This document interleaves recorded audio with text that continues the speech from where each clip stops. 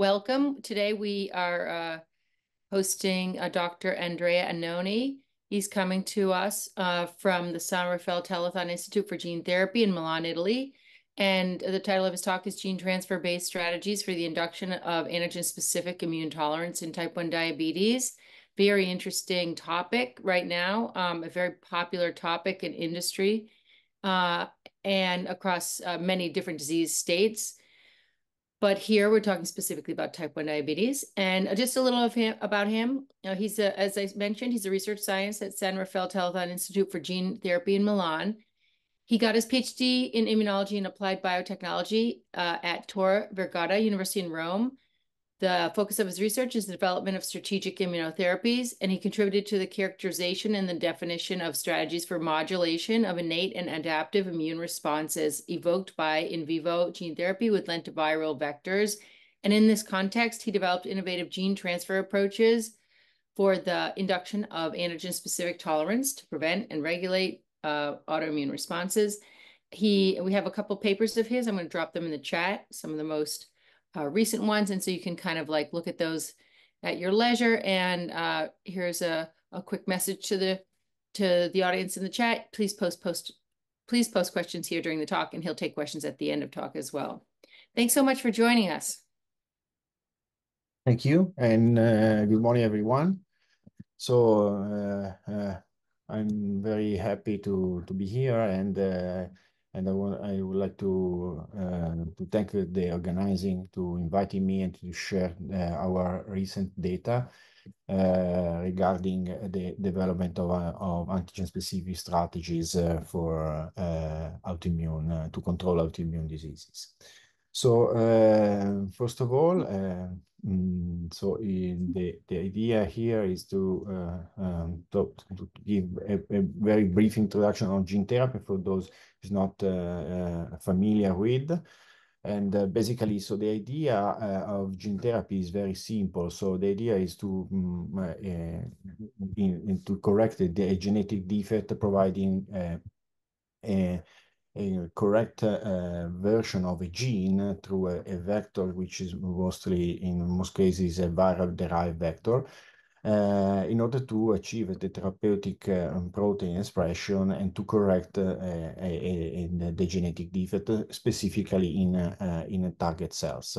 So right now the gene therapy is a reality in medicine, because there are several drug product already on the market based on lentiviral vector, and now we are also exploring the possibility to set up and to establish a tolerogenic protocol based on gene transfer to control T-cell mediated immune responses in the context of anti-transgene immune responses, but also in general to control T-cell mediated disorder, in which autoimmune diseases are part.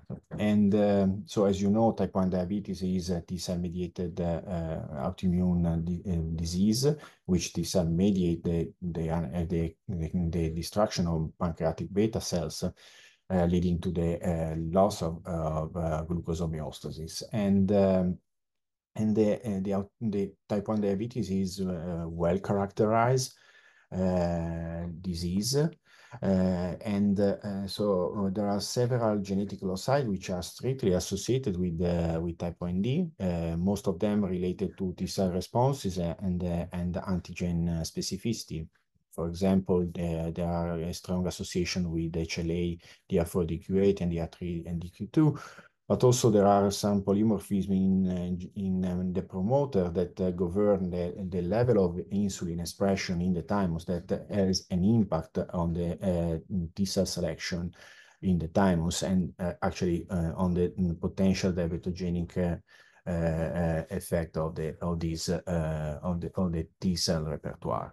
So insulin, as you know, is one of the primary autoantigen, and all the other autoantigen are well known, but at least in the R40Q8 patient and in NOD mice, so the response to insulin is the driving force of the disease development.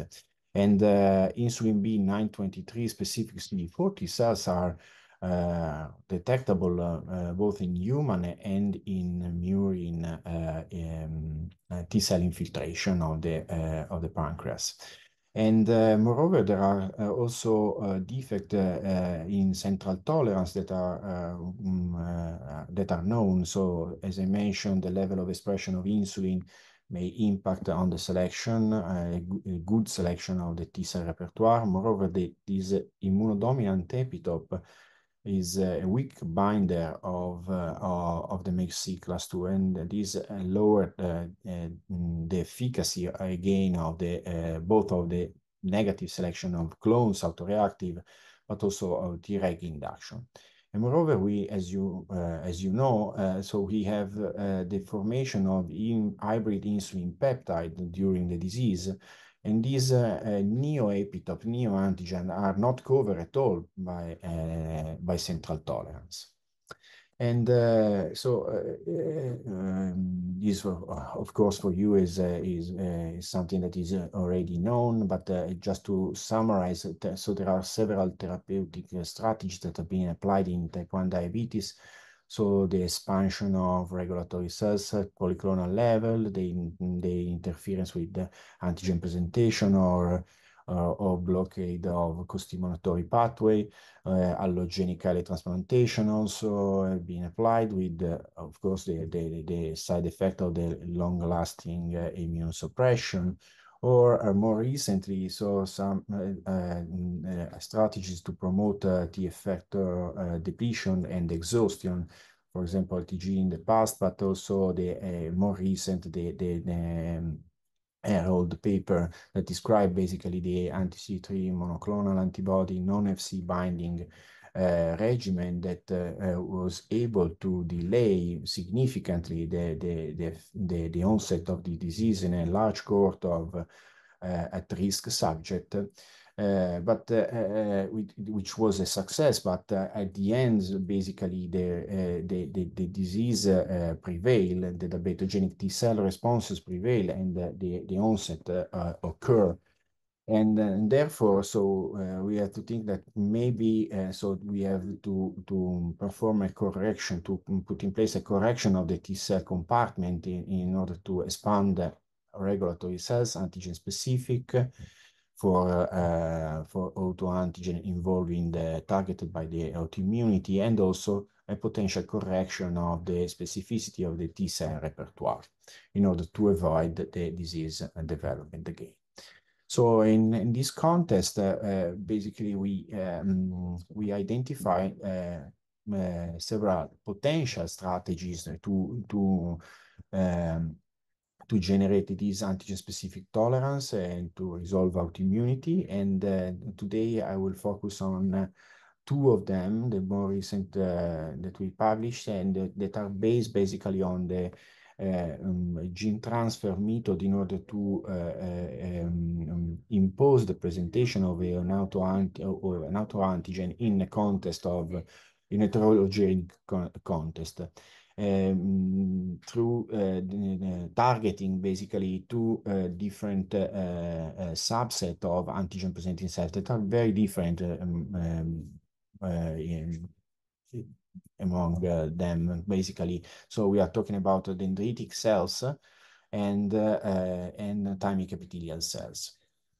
So in order to force the presentation, to achieve the presentation also in MHC class 2 of desired antigen through a gene transfer approach, we have to fuse basically the antigen of interest with the invariant chain in order to force the trafficking of the desired antigen in the endosome where the MHC class 2 molecules are loaded.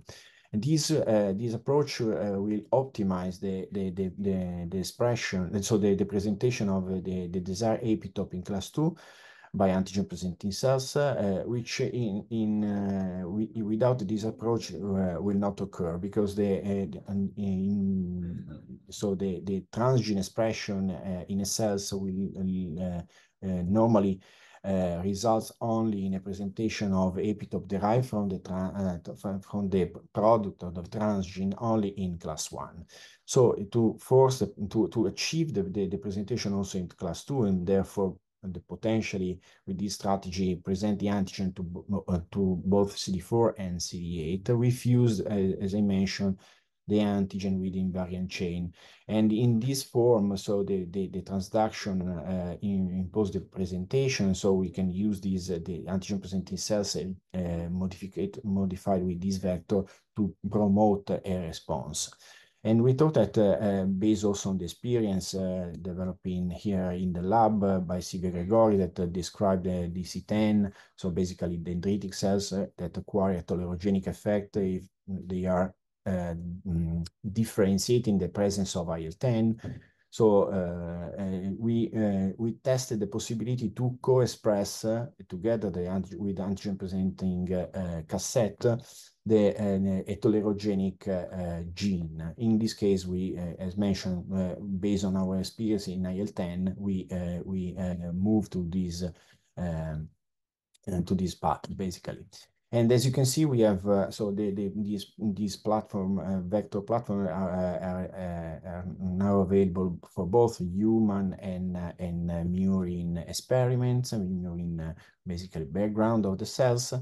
And as you can see here, we can present, we impose the presentation of albumin peptide and stimulate OT2 TCR transgenic CD4 T cells very efficiently, as you can see here in vitro.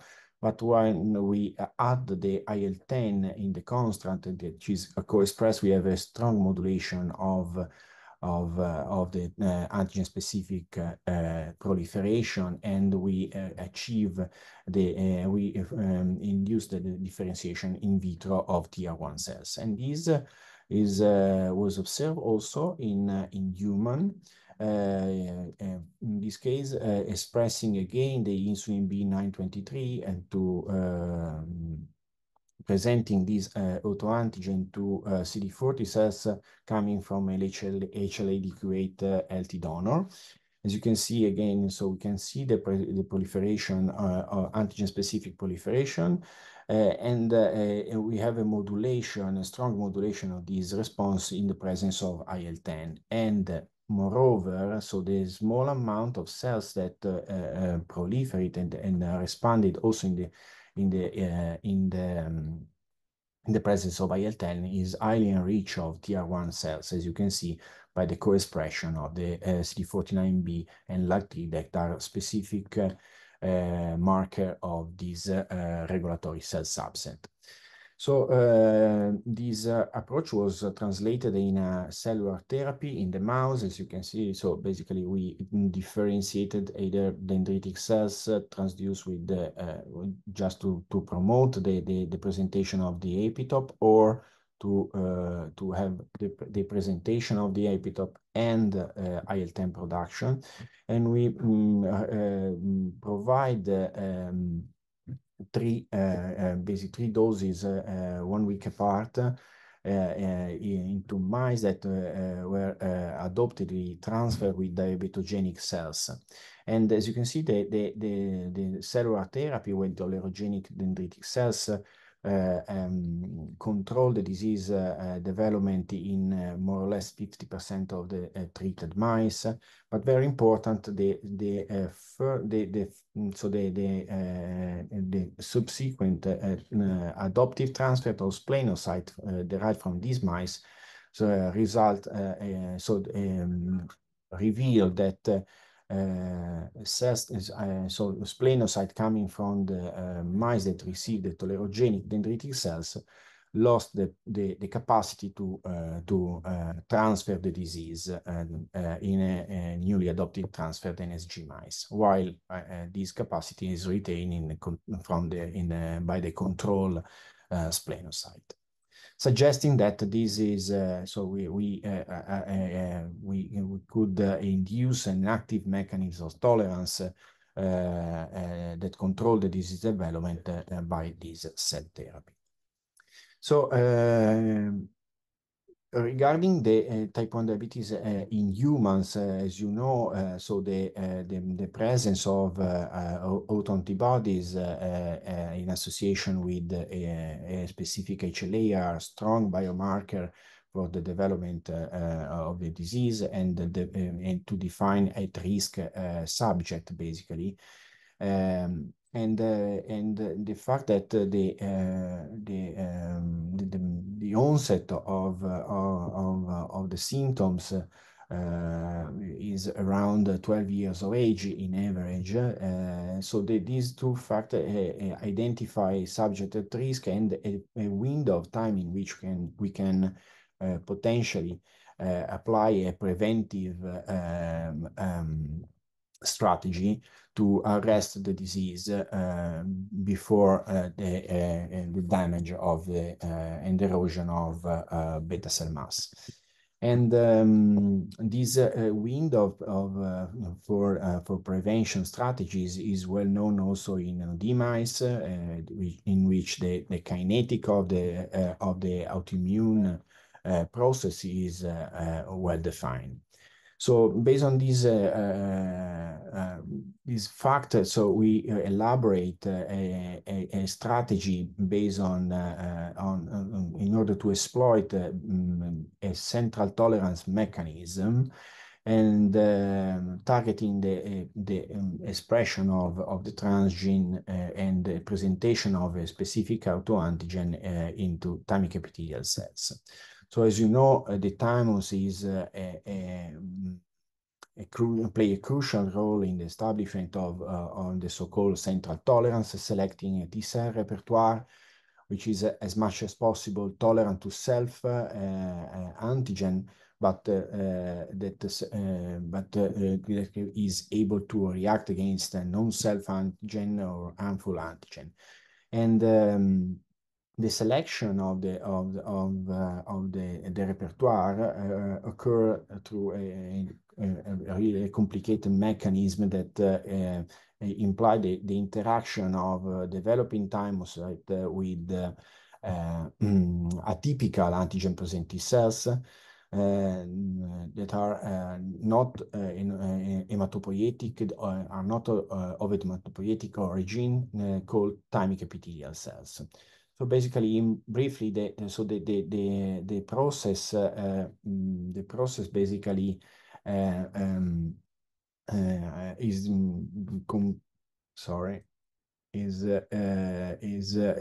composed by two main steps.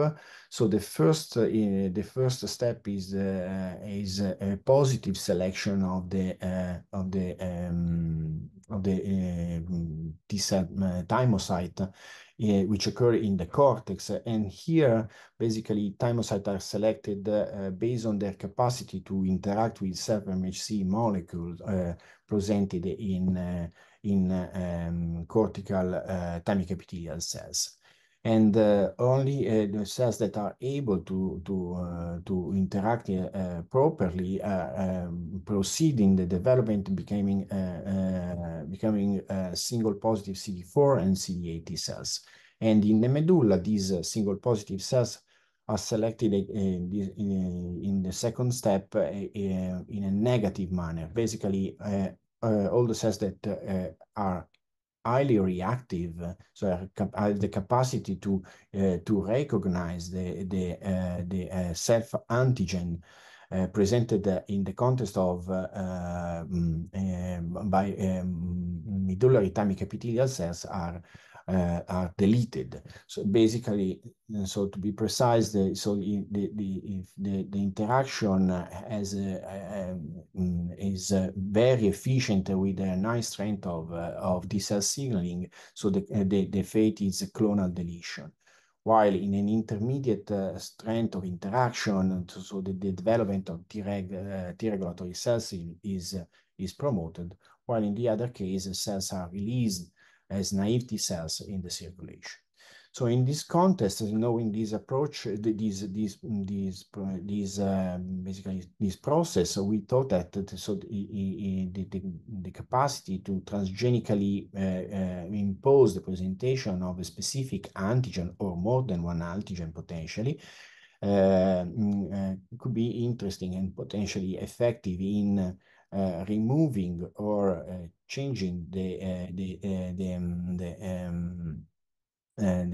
T-cell repertoire in order to prevent and to avoid the generation of the induction of autoimmunity. And so first of all, we verify the possibility and the efficacy and the duration of tech modification by intrathymic injection of lentiviral vector in vivo. And to do this, we use a simple lentiviral vector encoding for green fluorescent protein,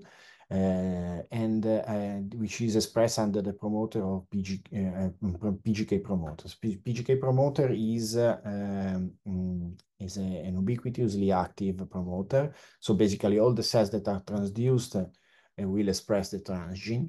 And as you can see, after 1 week after the injection in the thymus, we have more or less 3% of thymic epithelial cells that express the transgene, equally distributed in cortical and medullary, and the expression of the transgene will last at least 9 weeks. We have data so for a longer time point. But this is very interesting because the turnover of the thymic epithelial cells is 2 weeks. So we are largely beyond this time. And this is due to the transduction also of the common progenitor that allow us to keep and maintain a fraction of thymic epithelial cells present in the antigen. Therefore,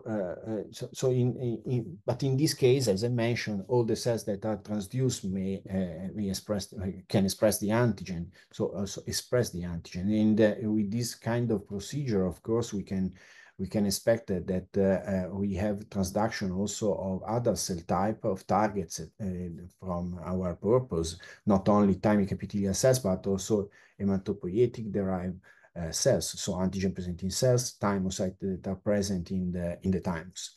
And basically, this may arise some concern in terms of safety, because say if we have antigen-presenting cells presenting autoantigen that are around, and potentially also in outside the thymus in secondary lymphoid organ, we can potentially promote an autoimmune reaction instead of controlling them.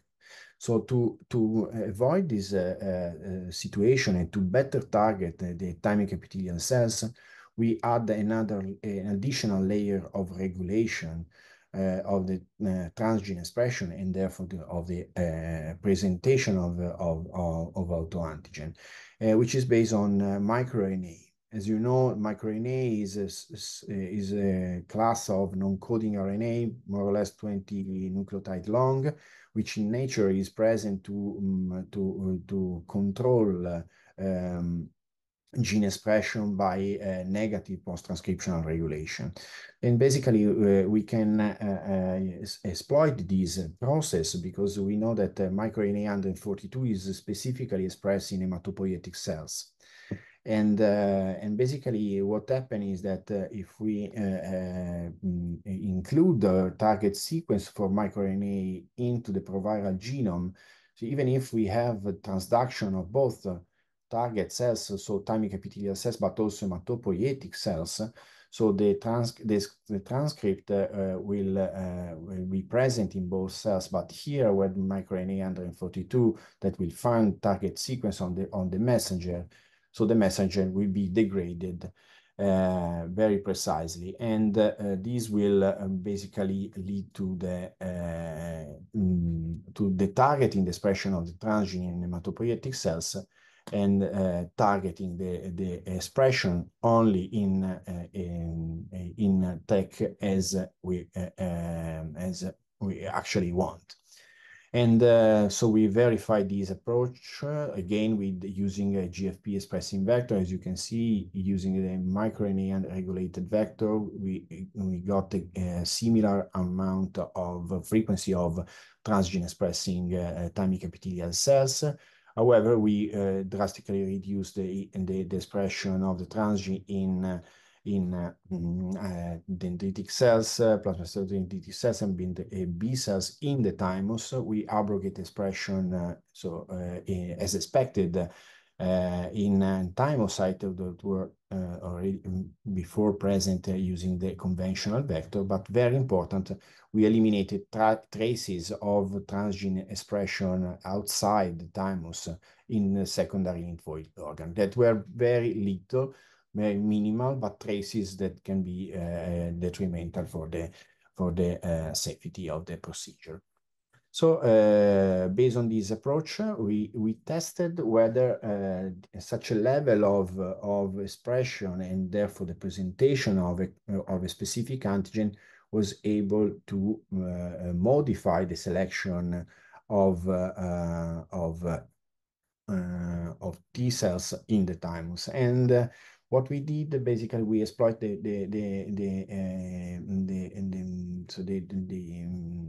OT2 cells, OT2 mice, basically TCR transgenic mice, and we generated. Sorry for this. So we basically we tested whether the presentation in this even low frequency of thymic epithelial cells of the cognate antigen of OT2 can mediate an expected deletion of clones because this is an interaction that is expected very efficient and very high signal of TCR. So basically, what we did, we constituted a bone marrow chimeric mice, so transplanting OT2 bone marrow cells into congenic C57 irradiated recipient mice. We wait for the amount of time needed to see the first OT2 T cells be present in the peripheral blood, so coming out from the thymus. And at this time point, we performed the injection of intrathymic injection of the vector in order to establish the presentation of the cognate antigen of OT2 thymocyte or a control vector in order to see to detect the expected clonal deletion. And actually that was the case. As you can see, in mice where the thymus present the ovalbumin epitope, we have a stable and a really profound deletion of the clones that are capable to react against these antigen, which are present and normally develop in the control mice. According to that are present in a frequency that is in agreement with the engraftment of the bone marrow. And so based on these results, so we moved to the relevant model, so a relevant model of type 1 diabetes using young NOD female mice, so 5-week-old, to basically to mimic the situation of at-risk subject. And we imposed the presentation of the insulin B923, in this case with the modification, sorry for that. So with the modification, an amino acid substitution R22E in order to improve the binding of MSC and potentially improve also the strength of interaction and moving in an area in which we expect to see deletion or Treg induction by this interaction. And basically what we did was first to inject only the vector intrathymically, and what we observed was a partial but not sufficient protection and not significant protection from the disease with vector alone, with the treatment alone. But when we couple this approach with a T cell depletion in the periphery in a single administration of a T cell depleting regimen, we observe a full protection. This was done to remove clones autoreactive from that were already in the periphery at the time of treatment. And actually, this allow us to appreciate the efficacy of the treatment in the selecting a T cell repertoire that was not diabetogenic anymore.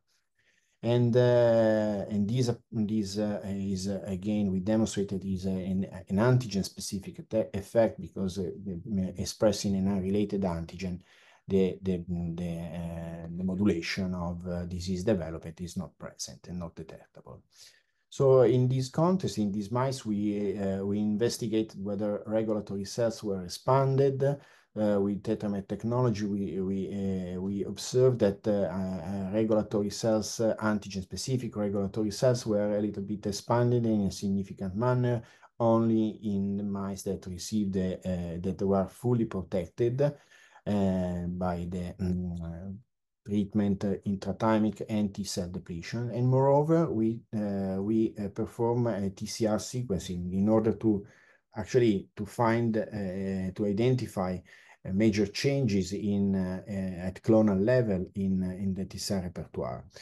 And to do this, we sorted from the PLN regulatory cells and T conventional cells, and also we have pancreatic infiltration from all these mice. And basically, we identified 7 clonotypes which are strictly associated with the conditioning of the thymic selection with the vector, and that are bona fide T regulatory cells because they are not included in the T-cell conventions clones.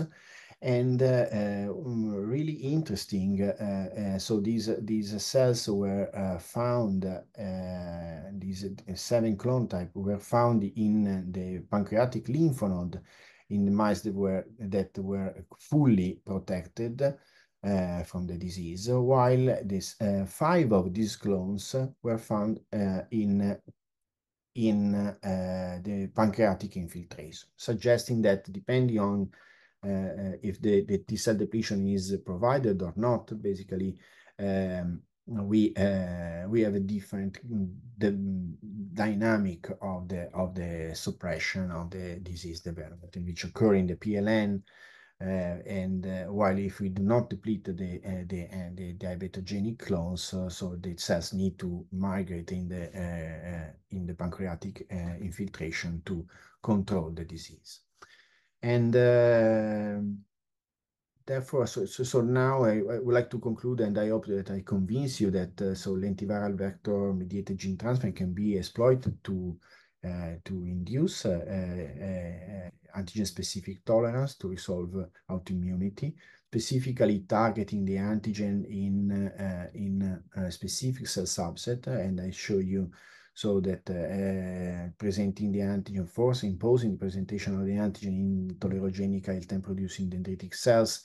We have the development and induction of TR1 antigen specific that can control the disease, while with an approach, in vivo approach, modifying thymic epithelial cells, we can impose a clonal deletion or a selection of new clones antigen specific of FOXP3 regulatory cells. And this approach may be a couple, and we can think to see potential synergy with polyclonal T-cell immunotherapy that are already in place in the clinic for the treatment of type 1D patient. So with this I conclude. So this is so just my acknowledgement. So I would like to thank all the people so involved in this project. So internal at TGET, but also at Diabetes Research Institute here in Milan, and all the other outside. So thank you for your attention, and I will be happy to take questions. Thank you so much, Andrea. That was really, fascinating. I want to invite people who are in the audience to either raise their hand, unmute themselves, or drop a question in the chat. And I also wanted to, we had a little chat offline regarding iTolerance, which is a company, Camilla Ricordi and others, Older Russ, Francisco Leon, are putting together out of the University of Miami, and also Georgia Tech. And so that it does seem like there's some synergy here between what you're doing and what they have in mind. So hopefully in the future we'll be able to maybe connect you, and maybe have a conversation with them. That would be really kind of fun if we could put that together. Okay. That's great. Yeah. And also I wanted to sort of like think, or ask you, like, what's your next, sort of next steps with this? How do you move, the mice findings into, towards the human applicability? So I think that the artificial in vitro assay will be needed to to translate in human setting. Of course, we cannot test in other system. So the idea is to potentially also in the human with retrogenic mice, we can see and prove that the system work also with let's say MSC and TCR of human origin, and testing the presentation of other epitope. That is a possibility. I think that we need also to test in large animals